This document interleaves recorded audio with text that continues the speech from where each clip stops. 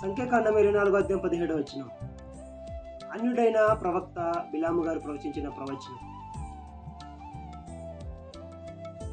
చక్కని మాట రాయబడుతుంది చూడండి. ఆ మాట ఏమనుందయ్యా అంటే 17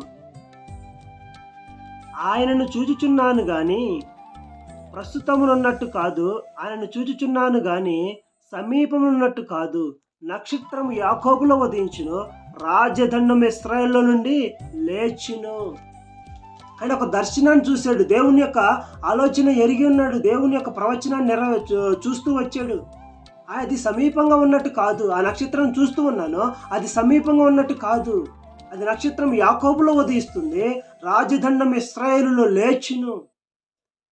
ఆ నక్షత్రాన్ని చూసి జ్ఞానులు అత్యానంద భరితులై ఆ నక్షత్రాన్ని చూసి తూర్పు దేశపు జ్ఞానులు, అదిగో యేసుక్రీస్తు వారి యొక్క స్టార్ వెలిసింది, ఆ స్టార్ని మేము వెంబడిస్తూ వచ్చామని యెరూషలేములోనికి వచ్చి రాజు దగ్గరికి వెళ్ళి, రాజకుమారుడు ఎక్కడ పడతాడో రాజు యొక్క ఆస్థానంలో, రాజు యొక్క కోటలో పడతాడు కనుక అక్కడికి వెళ్ళిపోయి అడిగితే వాళ్ళందరూ కలవర పడిపోయారు. ఎవరి స్టార్, ఎవరో ఆయన ఆ రాజ్యాన్ని మహారాజు ఎవరో కలవర పడిపోయి వాళ్ళు మాట్లాడుతూ వచ్చిన మాట, యూదుల రాజుగా పుట్టినవాడు ఎక్కడున్నాడో ఆయన మేము దర్శించడానికి వచ్చాం. దర్శించుకున్నారు, ఆ స్టార్ని తెలుసుకున్నారు, దేవుణ్ణి ఎరిగి ఉన్నారు. అనేక రోజులు, 2 సంవత్సరాల పాటు వాళ్ళు ప్రయాణం చేస్తూ వచ్చి ఆ శిశువును యేసుక్రీస్తుని దర్శించుకొని ఆయన ఎదుట సాగిలపడి బంగారమును బోలమును సామ్రాన్ని సమర్పించుకొని అత్యానంద భరితులే సంతోషంగా వాళ్ళ రాజ్యానికి వెళ్ళిపోయారు. ఈరోజు నా జీవితంలో క్రిస్మస్ జరుపుకుంటూ క్రిస్మస్ మాసంలో ఉంటూ ఉన్నావు కదా, నువ్వు క్రైస్తవుడు అని చెప్పుకుంటున్నావు కదా, అలాంటి స్టార్ నీ యొక్క హృదయంలో, నీ జీవితంలో, నీ కుటుంబంలో వెలిగిందా?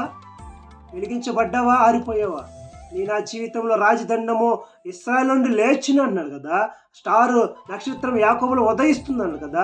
ఈరోజు నీతి సూర్యుడు నీ మీద ఉదయించి ఆయన రెక్కల క్రింద నీకు రెక్కల ద్వారా నీకు ఆరోగ్యం కలుగజేస్తున్నాడు.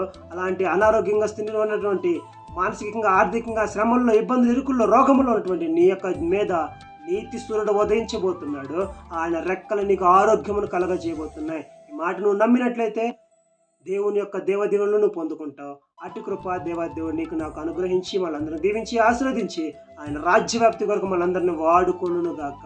ఆమేన్. Praise the lord.